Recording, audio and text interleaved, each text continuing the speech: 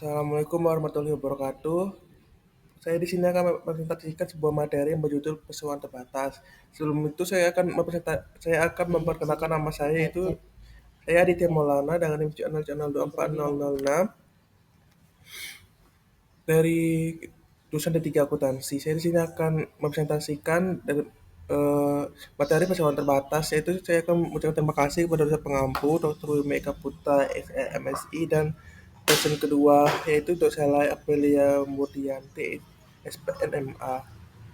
Baik, tanpa berlama-lama saya akan memulai materinya. Yang pertama itu definisi dari perseroan terbatas atau PT. Perseroan terbatas berasal dari bahasa Belanda, itu Namsvennootschap, adalah suatu badan hukum untuk menjalankan usaha yang memiliki modal terdiri dari saham-saham yang pemiliknya memiliki bagian sebanyak saham yang dimilikinya. Jadi, perseroan terbatas merupakan badan usaha dan besarnya modal perseroan tercantum dalam anggaran dasar. Kekayaan perusahaan terpisah dari kekayaan pribadi pemilik perusahaan sehingga memiliki harta kekayaan sendiri. Setiap orang dapat memiliki lebih dari satu saham yang menjadi bukti pemilikan perusahaan. Pemilik saham mempunyai tanggung jawab yang terbatas, yaitu sebanyak saham yang dimiliki. Apabila utang perusahaan melebihi kekayaan perusahaan, maka kelebihan utang tersebut tidak menjadi tanggung jawab para pemegang saham. Apabila perusahaan mendapat keuntungan, maka keuntungan tersebut dibagikan sesuai dengan ketentuan yang ditetapkan. Persyaratan perseroan terbatas, yaitu yang pertama ada permohonan melalui notaris kepada menteri, yang kedua permohonan diajukan melalui sistem administrasi badan hukum atau SABR, yang ketiga ada akta pendirian, dan yang keempat ada pengisian data pemilik manfaat atau BO, jadi sudah dapat menentukan. Lalu selanjutnya ada persyaratan persetujuan perubahan anggaran dasar perseroan. Yang pertama itu permohonan melalui notaris kepada menteri, yang kedua akta perubahan anggaran dasar perseroan terbatas, lalu ketiga ada pengisian data pemilik manfaat atau BO. Lalu selanjutnya ada persyaratan pemberitahuan perubahan anggaran dasar perseroan terbatas atau PT. Pertama, permohonan melalui notaris kepada menteri, kedua akta pemberitahuan perubahan anggaran dasar perseroan terbatas, lalu ketiga pengisian data pemilik manfaat atau BO. Lalu selanjutnya itu karakteristik perseroan terbatas. Di sini ada beberapa poin, saya akan menyebutkan poin pertama. Yang pertama yaitu badan hukum. Sah secara hukum terpisah dari kekayaan pribadi pemilik. Lalu kedua ada tanggung jawab terbatas, yaitu pemegang saham hanya bertanggung jawab sebesar modal saham yang disetorkan. Lalu yang ketiga pendiri, yaitu pendiri dari PT minimal 2 orang atau lebih. WNI atau Badan Hukum Indonesia, kecuali PT Perseroan atau UMKM. Perorangan atau UMKM. Lalu keempat, harus memiliki direksi atau pengurus dan komisaris pengawas. Lalu yang kelima ada modal, yaitu modal dasar disepakati pendiri dengan minimal 25% modal yang disetor. Lalu yang terakhir selanjutnya yaitu pendirian, yaitu melalui akta notaris berbahasa Indonesia dan pengesahan Menteri Hukum dan HAM.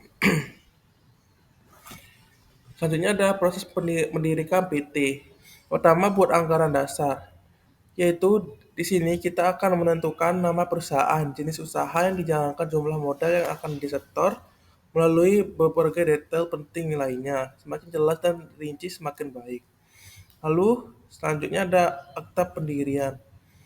Setelah anggaran dasar selesai, langkah selanjutnya adalah membuat akta pendirian. Disinilah perjanjian antara para pemegang saham dituangkan ke dalam dokumen resmi yang harus ditandatangani di hadapan notaris. Next ada proses mendirikan perseroan terbatas atau PT, yaitu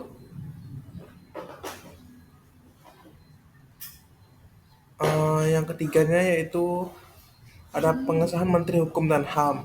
Setelah akta pendirian mendapat tanda tangan, dokumen ini perlu mendapatkan status sah oleh Kementerian Hukum dan HAM.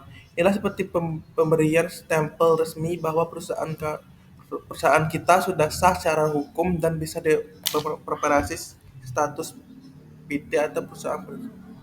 terbatas. Lalu ada proses mendirikan PT yang keempat itu pengumuman di berita negara. Setelah mendapatkan pengesahan, perusahaan wajib diumumkan di berita negara.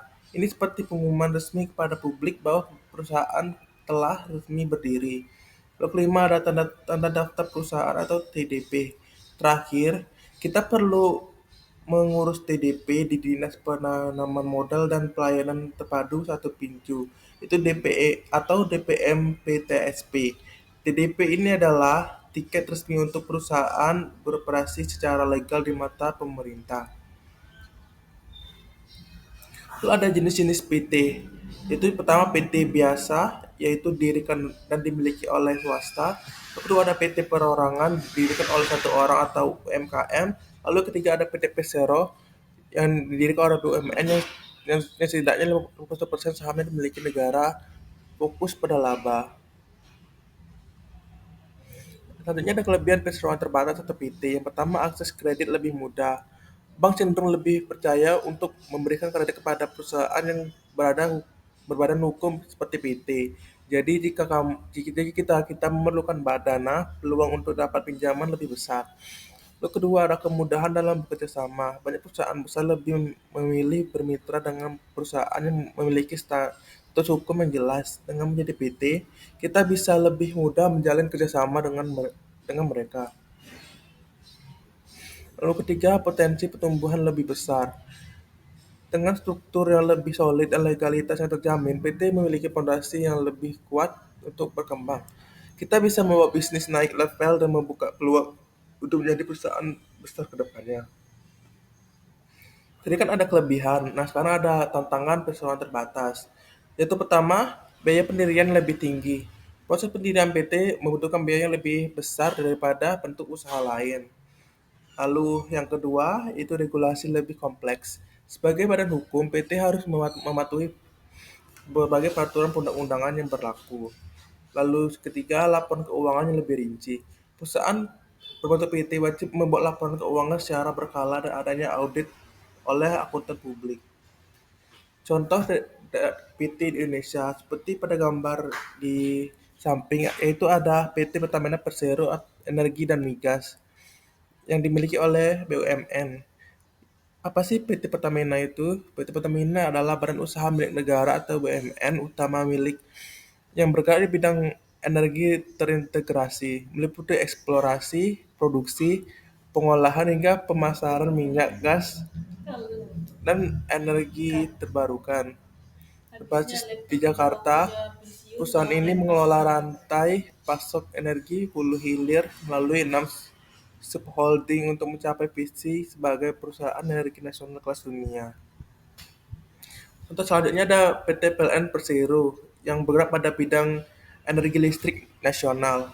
PT PLN Persero adalah badan usaha milik negara atau BUMN yang bertanggung jawab penuh atas penyediaan tenaga listrik di Indonesia, mencakup pembangkitan, transmisi, dan distribusi.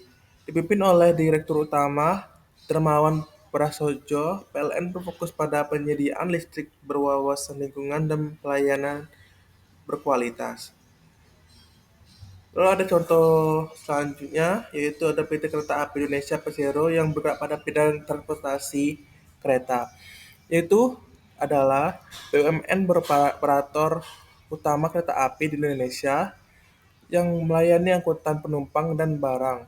Berpusat di Bandung, KAI mengelola perjalanan antar kota, lokal, komuter atau KRL atau komuter lain, serta barang dengan fokus pada efisiensi, keamanan, dan modernisasi layanan. Lalu contoh terakhir itu ada PT Pos Indonesia Persero yang bergerak pada bidang pos dan logistik. PT Pos Indonesia Persero adalah BUMN tertua yang bertransformasi menjadi holding logistik, menyediakan layanan surat atau paket, logistik, dan keuangan. Dengan lebih dari 33.000 titik penjualan, Pos Indonesia melayani pengiriman domestik, reguler, someday, next day, dan kargo, dan internasional melalui anak usaha seperti PT Pos Logistik Indonesia, Pos Property, dan Pos Fin.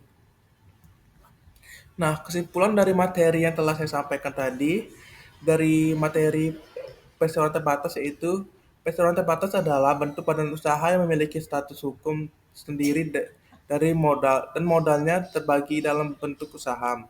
Dalam kehidupan sehari-hari, PT bisa dipahami sebagai perusahaan yang dimiliki oleh para pemegang saham yang menanam modalnya ke dalam perusahaan tersebut.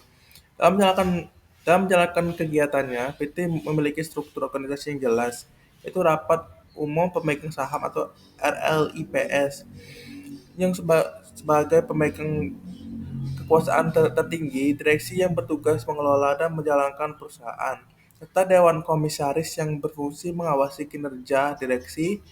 Dengan adanya pembagian tugas ini, perusahaan dapat berjalan lebih teratur dan profesional.